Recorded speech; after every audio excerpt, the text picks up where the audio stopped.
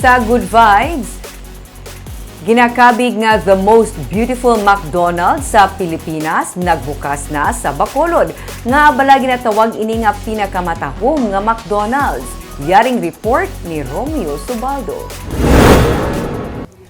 Ang ini nga park ang parte pa sa alfresco dining sa McDonald's sa the Upper East sa Mega World.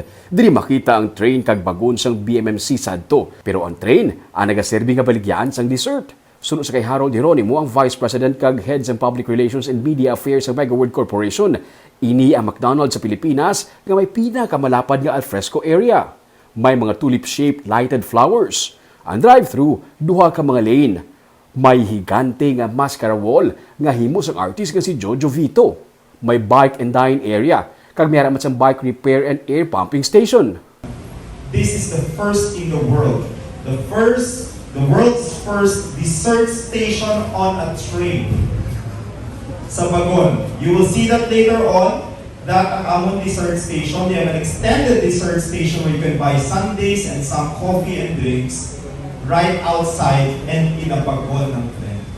May next-gen facility man ini. May self-ordering kiosk nga pwede ang cashless transactions. Duha ka mga floors ini. Mayara man ini sa sulod sang mga cafe. Ang mga lamesa, may charging station.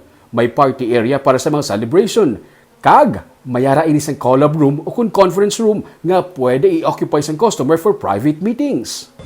This is the first McDonald's store in Western Visayas with a collab room. May meeting room or conference room sa taas.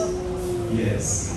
It's really an enclosed room, no? So it's a collaboration room, a conference room, where you can actually book to have your meetings. Ini ikaduha nga Mega World owned nga McDonald's sa Bacolod nga ginbuksan sa sulod lamang sang isa ka tuig. December, nagbukas ang Forbes Seal nga Mcdo, kag subong naman nga Oktubre ang sa the Upper East.